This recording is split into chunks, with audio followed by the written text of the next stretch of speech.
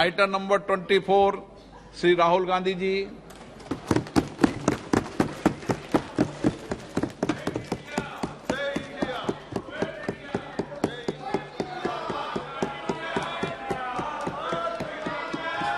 जोड़ो जोड़ो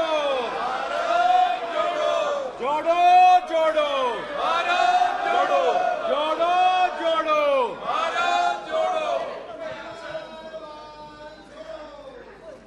speaker sir, सबसे पहले मैं आपका धन्यवाद करना चाहता हूं कि आपने मुझे लोकसभा में रीइंस्टेट किया।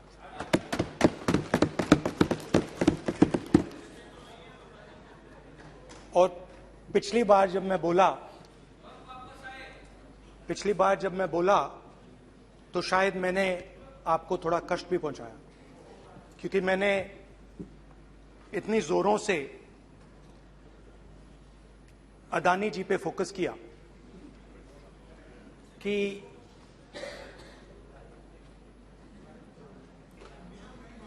सीनियर नेता हैं, शायद उनको थोड़ा कष्ट हुआ। तो वो जो उनको कष्ट हुआ,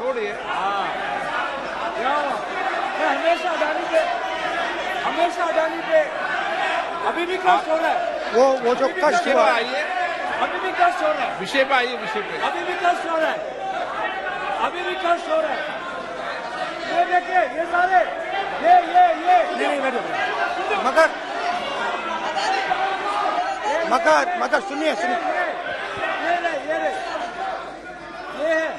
तो वो जो कष्ट हुआ, 1 2 3 4 5 उसका असर शायद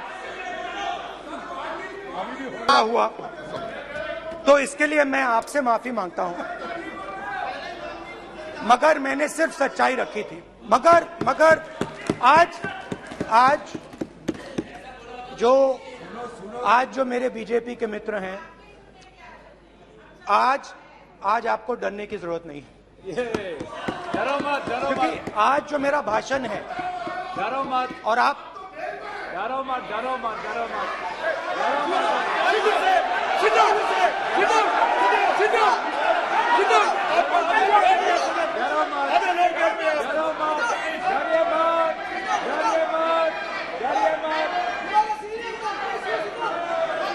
स्पीकर सर, अरे बैठो ब्रदर।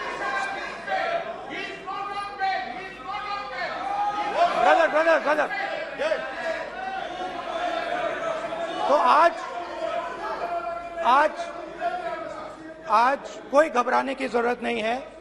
आज मैं अपना भाषण, मेन जो भाषण है, वो अदानी जी पे नहीं बोलने जा रहा हूं। आप छोड़िए, तो आप रिलैक्स कर सकते हैं, आप शांत रह सकते हैं, क्योंकि मेरा भाषण आज दूसरी डायरेक्शन में जा रहा है।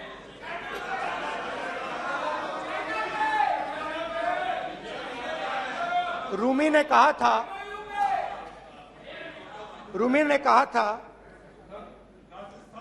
जो शब्द दिल से आते हैं, वो शब्द दिल में जाते हैं। तो आज मैं दिमाग से नहीं बोलना चाह रहा हूं, मैं दिल से बोलना चाह रहा हूं।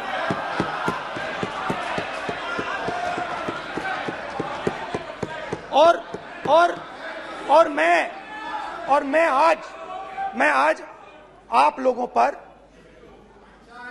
इतना आक्रमण नहीं करूंगा। मतलब एक दो गोले जरूर मारूंगा, मगर इतना नहीं मारूंगा। तो आप रिलैक्स कर सकते हैं। डरिए मत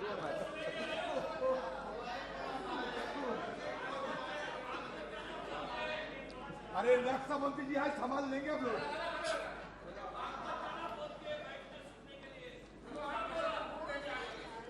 पिछले साल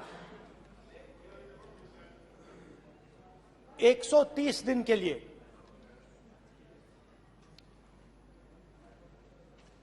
मैं भारत के एक कोने से दूसरे कोने तक गया, अकेला। अकेला नहीं, बहुत सारे लोगों के साथ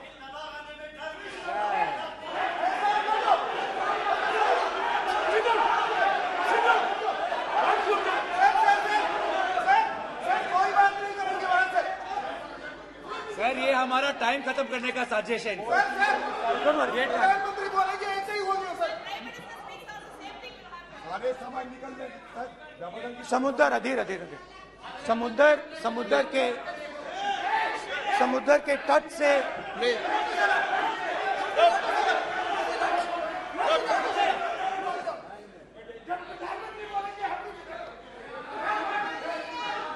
माननीय सदस्य प्लीज प्लीज ऐसे धमकाने का बात की मत बोलो यहाँ पे।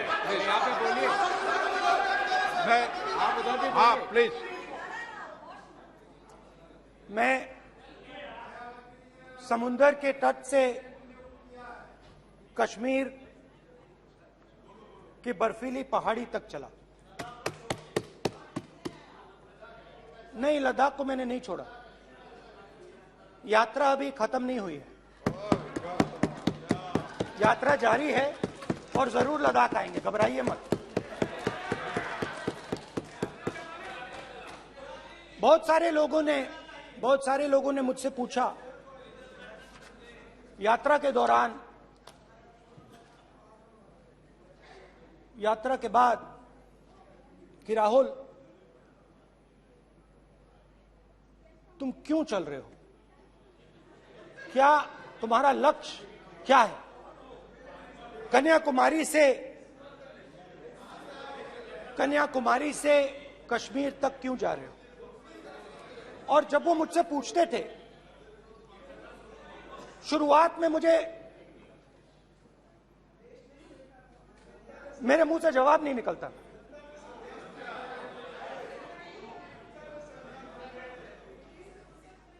शायद मुझे ही नहीं मालूम था कि मैंने ये यात्रा क्यों शुरू की। जब मैं कन्याकुमारी से शुरू हुआ, मैं सोच रहा था मैं हिंदुस्तान को देखना चाहता हूं, समझना चाहता हूं, लोगों के बीच में जाना चाहता हूं, मगर गहराई से मुझे मालूम नहीं था।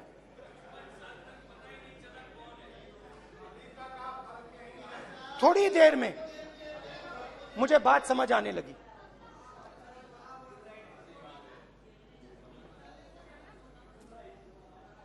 जिस चीज से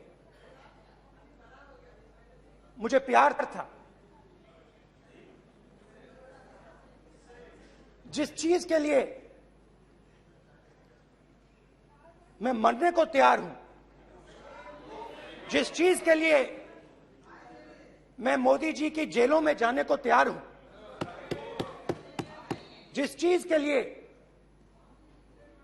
मैंने 10 साल हर रोज गाली खाई,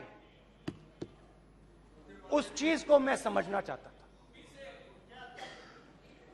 ये है क्या जिसने मेरे दिल को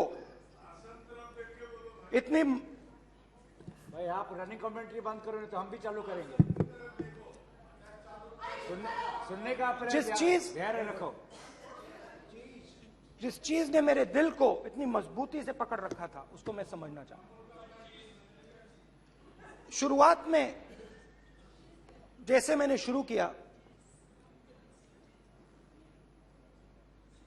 सालों से मैं हर रोज 8-10 किलोमीटर दौड़ता हूं, तो मेरे दिमाग में था कि अगर मैं 10 किलोमीटर दौड़ सकता हूं तो 25 किलोमीटर चलने का क्या मतलब, कोई बड़ी बात नहीं।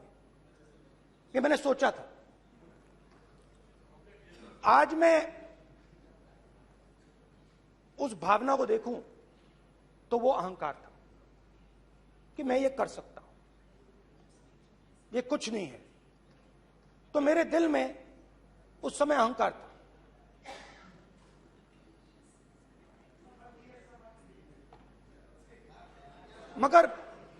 मगर भारत अहंकार को एकदम मिटा देता है। 1 सेकंड में मिटा देता है। तो हुआ क्या, 2-3 दिन में मेरे घुटने में दर्द शुरू हो गया।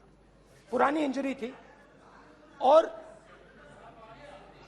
जबरदस्त दर्द। हर रोज मैं उठूं और मेरे घुटने में दर्द, हर कदम में दर्द। तो पहले 2-3 दिनों में जो अहंकार था, जो मतलब भेड़िया जो निकला था, वो चींटी बन गई एकदम।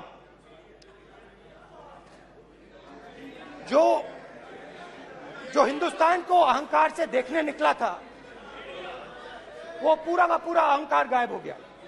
और रोज मैं डर डर के चलूं कि क्या मैं कल चल पाऊंगा। ये मेरे दिल में डर था। और जब भी ये डर बढ़ता था, कहीं ना कहीं से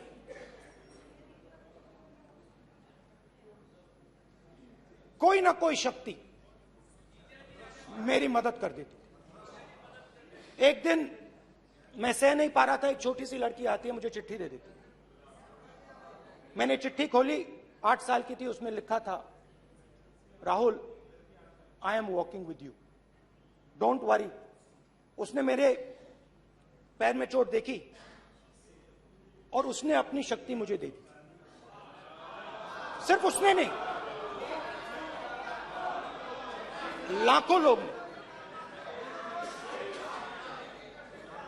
और शुरुआत में जब मैं चल रहा था, कोई किसान आता था, मैं एकदम पहले उसको अपनी बात बताता था कि आपको ये करना चाहिए, आपको इस प्रकार से काम करना चाहिए। मगर इतने लोग आए, हजारों लोग आए, कि थोड़ी देर में मैं बोल नहीं पाया। जो मेरे दिल में बोलने का डिजायर था, वो बंद हो गया। बोल ही नहीं पाया, क्योंकि इतने लोगों से बोलना था। और एक सन्नाटा सा छा गया, भीड़ की आवाज थी, भारत जोड़ो, भारत जोड़ो, भारत जोड़ो। और जो मेरे से बात करता था, उसकी आवाज में सुनता गया।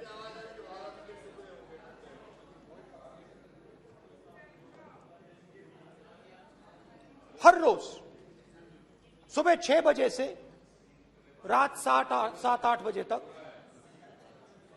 आम आदमी, गरीब, अमीर, बिजनेसमैन, किसान, मजदूर, सबकी आवाज।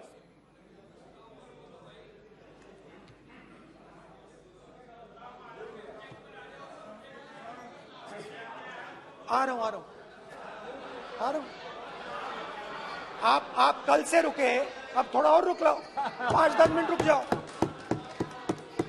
तो ये चलता गया, मैं बात सुनता गया। और फिर मेरे पास एक किसान आया, और किसान ने हाथ में रुई पकड़ी हुई थी,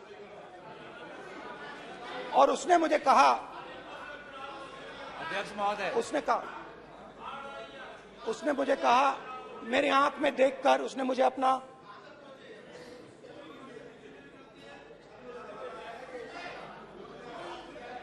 वो रुई का बंडल दिया, और उसने कहा, राहुल जी, यही बचा है मेरे खेत का यही बचा है, और कुछ बचा नहीं है। मैंने उससे, जो मैं नॉर्मली सवाल पूछता था, भैया आपको बीमा का पैसा मिला, वो पूछा। बीमा का पैसा मिला, वो पूछा। और किसान ने मेरा हाथ पकड़ा। किसान मुझे कहता है कि नहीं राहुल जी, मुझे बीमा का पैसा नहीं मिला। हिंदुस्तान के बड़े उद्योगपतियों ने वो मुझसे छीन लिया। मगर इस बार बड़ी अजीब सी चीज हुई। जब मैंने किसान को देखा और वो मुझसे बोल रहा था, तो जो उसके दिल में दर्द था वो मेरे दिल में आया। जो उसके आंखों में शर्म थी जब वो अपनी बीवी से बात करता था, वो शर्म मेरी आंखों में आई।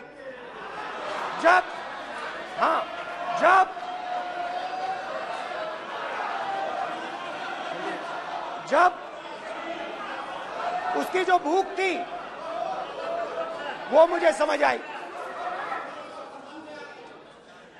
और उसके बाद यात्रा बिल्कुल बदल गई। मुझे भीड़ की आवाज नहीं सुनाई देती थी, मुझे सिर्फ उस व्यक्ति की आवाज सुनाई देती थी जो मेरे साथ बात कर रहा था। उसका दर्द, उसकी चोट, उसका दुख, मेरा दुख, मेरी चोट, मेरा दर्द बन गया। समझने की कोशिश करो।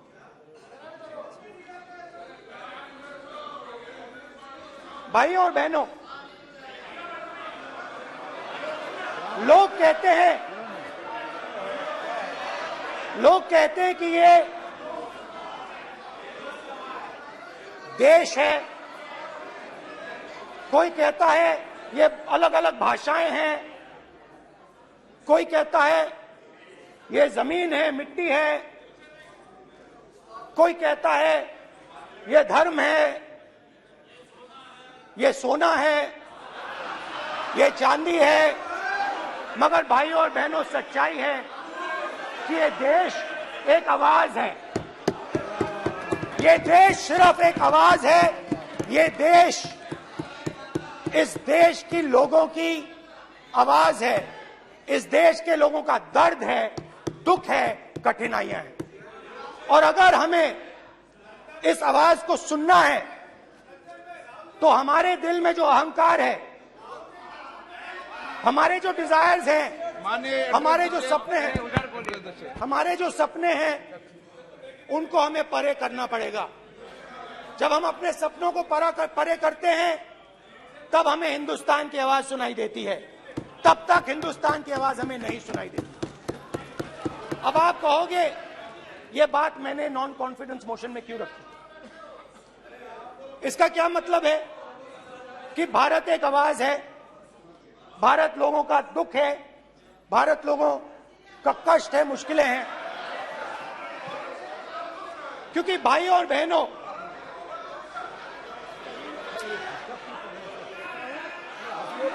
अध्यक्ष महोदय, अब पूरा सूद समय जवाब तुमको मिलेगा। फिर पूरा सूद समय जवाब देंगे सर। फिर आप हमें मत रोकेगा सर। अध्यक्ष महोदय, फिर आप हमें मत रोकेगा सर। आप हमें मत रोकेगा। फिर आप हमें मत रोकेगा। आप हमें मत रोकेगा। फिर आप हमको मत रोकेगा सर। हम सब देख रहे हैं, सब सुन रहे हैं, आप हमको फिर मत रोकेगा सर। तो स्पीकर सर, भारत एक आवाज है। भारत इस देश के सब लोगों की आवाज है। और अगर हम उस आवाज को सुनना चाहते हैं, हमें अहंकार को, नफरत को मिटाना पड़ेगा। स्पीकर सर, कुछ ही दिन पहले मैं मणिपुर गया। हमारे प्रधानमंत्री नहीं गए, आज तक नहीं गए, क्योंकि उनके लिए मणिपुर हिंदुस्तान नहीं है।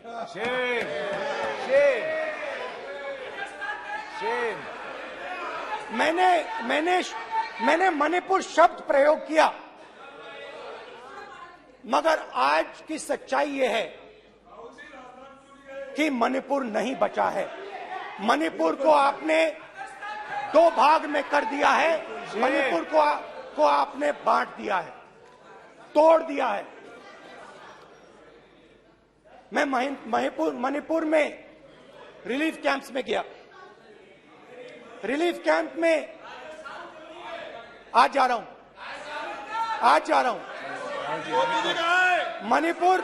मणिपुर में रिलीफ कैंप में मैंने महिलाओं से बात की। ठीक है सर, अब आप हमको मत रोकिएगा। It's not fair. आप हमको मत रोकिएगा। You tolerate insult. Sir, don't allow this. पूरा टाइम देखेंगे। Sit down. पूरा टाइम देखेंगे। Yeah. Why you are this hooligan? कल देखेंगे।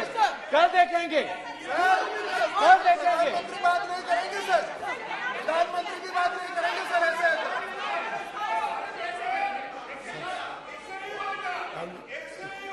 सूद समय मैं जवाब मणिपुर मिलेगा। गया और मणिपुर के कैंप्स में मैंने महिलाओं से बात की, बच्चों से बात की, जो हमारे प्रधानमंत्री जी ने आज तक नहीं किया। एक महिला मुझे कहती है, मैंने उनसे पूछा, बहन क्या हुआ आपके साथ? What's this? एक मंत्री बोल रहे हैं। कल आप बोले एक मंत्री खड़े होके बोल रहे हैं। एक मंत्री खड़े होके ऐसे कर रहे हैं। एक मंत्री खड़े होंगे तो पूरे सांसद खड़े होंगे यहाँ पे। पूरे सांसद खड़े होंगे यहाँ पे। बैठे नहीं है चुपचाप करिए। पूरे सब खड़े होंगे। पूरे सब खड़े होंगे। कल कांग्रेस पार्टी ने पूरा देश खड़ा होगा आपके खिलाफ। तो पूरा देश कल आपके खिलाफ खड़ा होगा। मैं बहुत सारी महिलाओं से बात किया, मगर मैं आपको दो उदाहरण देना चाहता हूं। एक महिला मुझे कहती है, मैंने कहा क्या हुआ तुम्हारे साथ? कहती है, मेरा छोटा सा बेटा, महिला का सम्मान करें प्लीज। ये सम्मान एक ही बच्चा था मेरा, कोई शर्म कर लो गल एक ही बच्चा था मेरा, मेरे सामने, मेरे आंखों के सामने उसको गोली मारी है। मैं पूरी रात, आप सोचिए, आप अपने बेटों के बारे में सोचिए, मैं पूरी रात उसकी लाश के साथ लेटी रही। झूठ नहीं, झूठ आप बोलते हो, झूठ मैं नहीं बोलता हूं। मैं पूरी रात उसकी लाश के साथ लेटी रही और फिर मुझे डर लगा, मैंने अपना घर छोड़ दिया, जो भी मेरे पास था वो मैंने छोड़ दिया। मैंने उनसे पूछा, कुछ तो लाई होगी? कहती है, नहीं, सिर्फ मेरे जो कपड़े हैं ये मेरे पास हैं। और फिर इधर उधर ढूंढती है और एक फोटो निकालती है और मुझे कहती है, यही मेरे पास अब बची है।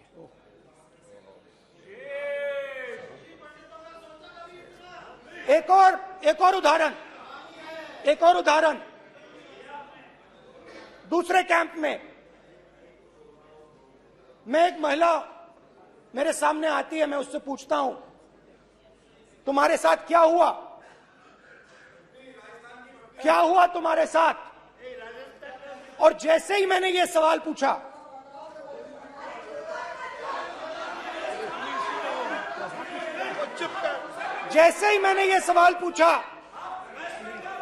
आप महिला का दर्द नहीं सुन सकते। महिला का दर्द नहीं सुन सकते। महिला का दर्द सुनने का आपका धैर्य नहीं है। महिला का दर्द नहीं सुन सकते। महिला का दर्द नहीं सुन सकते। जैसे ही मैंने उससे ये सवाल पूछा, बैठो। सर प्लीज सर,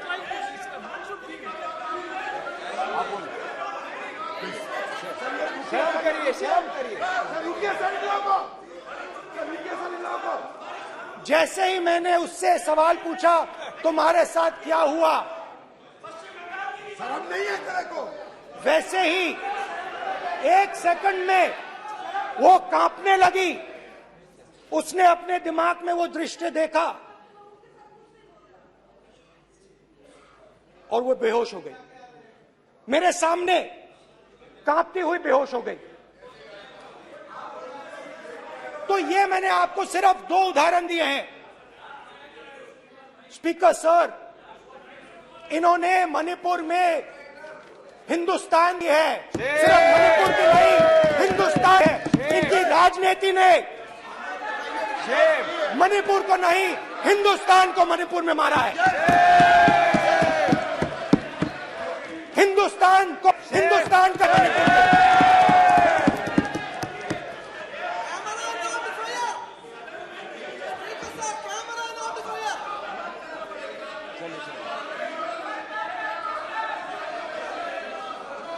अरे 2 भाग किए हैं, शर्म करिए जी।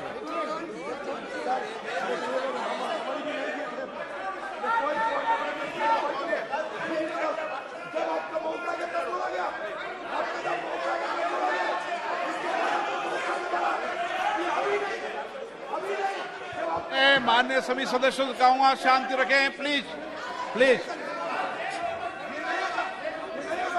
मणिपुर, हाँ क्या बोल रहे हैं? अब बोलिए। एक अरे भाई क्या बात है? क्यों बात कर रहे हैं? क्या बात करते हैं? इन्होंने राहुल गांधी ने आज सदन में पानी पी रहे हैं भाई। आप क्या बात करते हैं? बैठो सर। सर ये राहुल गांधी ने आज जो बातें कही है इस सदन में, वो जिन बात किया है, मैं उनसे एक सवाल पूछना चाहता हूँ। 60 दशक तक चारों लोगों को नॉर्थ ईस्ट में किया हुए है, इसका जिम्मेदार कांग्रेस पार्टी है। राहुल गांधी को माफी मांगना चाहिए। राहुल गांधी का कांग्रेस पार्टी 60 साल से ज्यादा इस देश को शासन किया है। नॉर्थ ईस्ट को इन्होंने किया है। आज नॉर्थ ईस्ट में जितना मिलिटेंसी है ये कांग्रेस पार्टी ने पैदा किया है। क्या बात करते हैं? क्या बात करते हैं? आज नॉर्थ ईस्ट में सारा मिलिटेंट ग्रुप है, सारा कांग्रेस पार्टी की वजह से चला हुआ है।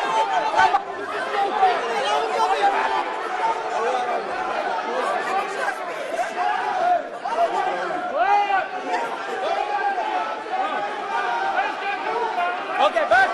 आजा, back. हेमंत, सबको पीछे ले आओ। Back. हाईवे। हो गया। प्रतापन, हो गया। आप भाषण नहीं सुनना चाहते हैं? आप भाषण नहीं सुनना चाहते?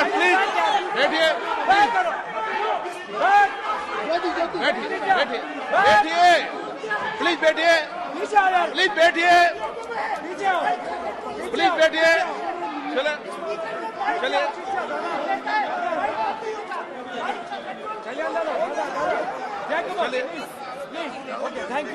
Thank you.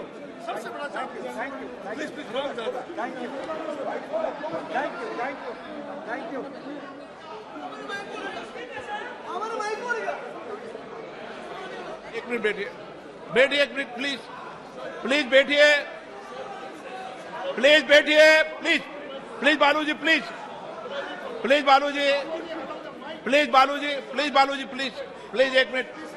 एक मिनट प्लीज बैठिए। माननीय सदस्यगण, ऐसे नहीं सकते।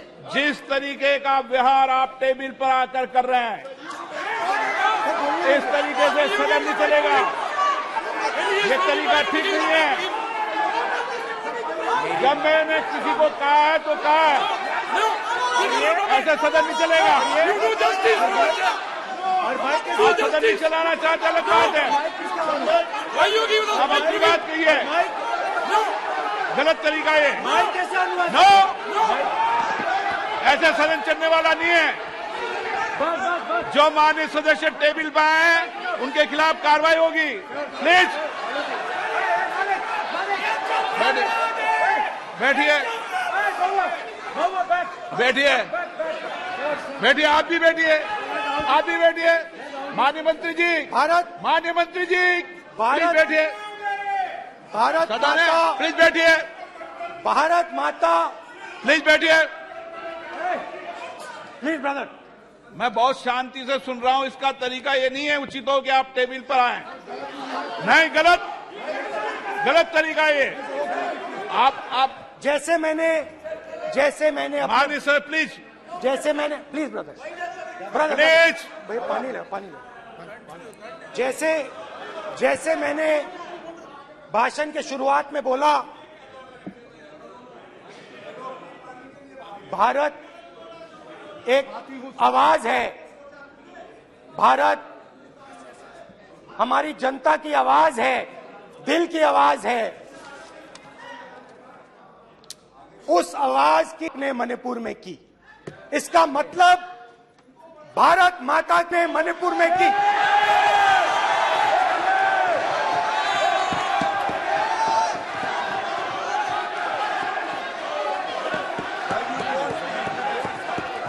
भारत माता को आपने मणिपुर के लोगों के मारा, आपने मणिपुर के लोगों को मारकर भारत की है।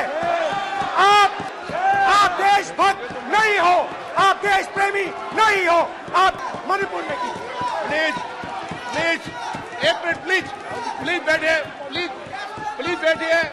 अब सवाल आप उठता है, बैठना चाहते नहीं बैठना चाहते, आप बैठना चाहते नहीं बैठना चाहते, इसीलिए आपके मणिपुर में नहीं मैं जा आप सकते बैठिए, आप हैं, क्योंकि उन्होंने प्लीज, देश की हत्या की है। मणिपुर में हिंदुस्तान, भारत माता, मणिपुर के लोगों के दिल में। प्लीज एक मिनट बैठिए आप, एक तो मिनट सवाल बैठिए, उठता है, एक मिनट बैठिए, एक मिनट, आप भी विराजे, आप भी विराजे, आप भी विराजो, आप भी विराजो, आप बैठिए सही, नहीं बैठिए रहने दो आप बैठिए, बैठिए आप, प्लीज बैठिए आप, प्लीज। आप बोल रहे हैं फिर, आप भारत माता के रखवाले नहीं एक हो, मिनट माननीय सर। आप भारत माता के हत्यारे हो। प्लीज माननीय सदस्य, प्लीज, प्लीज माननीय सदस्य, please, please, please, please, please. देखिए माननीय सदस्यगण, प्लीज, प्लीज, माननीय सदस्यगण, भारत मां हमारी मां है, हमें सदन में बोलते समय संयम बरतना चाहिए। मेरा अपनी माँ की हत्या की बात कर रहा हूँ, मैं मणिपुर में अपनी माँ की हत्या की बात कर रहा हूँ, मैं आदर से बोल रहा हूँ। आपने मेरी माँ की हत्या की मणिपुर में। एक मेरी माँ यहाँ बैठी है, दूसरी माँ को आपने मणिपुर में मारा है।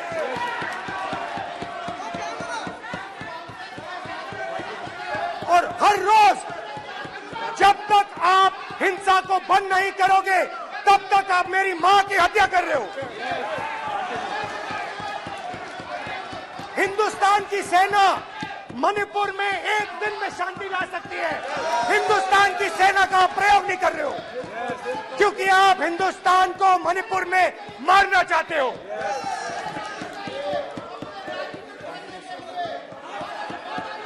तो अगर नरेंद्र मोदी जी हिंदुस्तान की आवाज नहीं सुनते हैं, अगर हिंदुस्तान के दिल की आवाज नहीं सुनते हैं, तो किसकी आवाज सुनते हैं?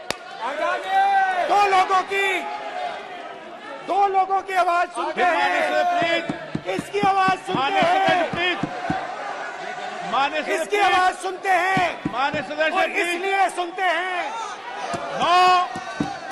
नो, ये गलत तरीका माननीय सदस्य, माननीय देख सदस्य, आपका लीजिए गलत तरीका है। अडानी जी के लिए मोदी जी ने क्या काम नहीं। किया है, देख माननीय लीजिए। सदस्य, आप ये पहले आप और ये क्वेश्चन लेकर बाद जाए, में। गलत तरीका आपका।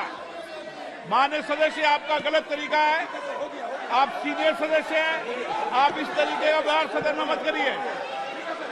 आप बात कहिए, लेकिन इस तरीके से पोस्टर लाना ये उचित नहीं है किसी तरीके से। रावण दो लोगों की सुनता था, रावण दो लोगों की सुनता था, मेघनाथ और कुंभकर्ण। वैसे ही नरेंद्र मोदी दो लोगों की सुनते हैं, अमित शाह और अडानी। भाई और बहनों, लंका को हनुमान ने नहीं जलाया था, लंका को रावण के अहंकार ने जलाया था।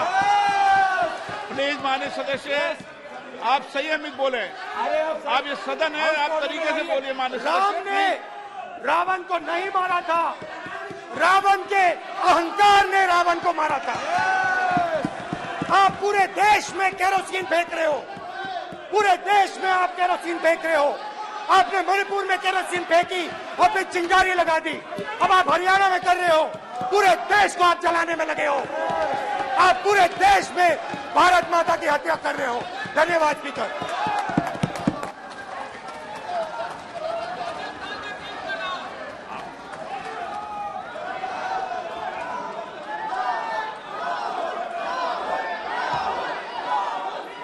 आप सदन में किस तरीके का बोलना चाहते हैं? ये सदन है माननीय सदस्य, संसद है। प्लीज बैठिए, प्लीज बैठिए।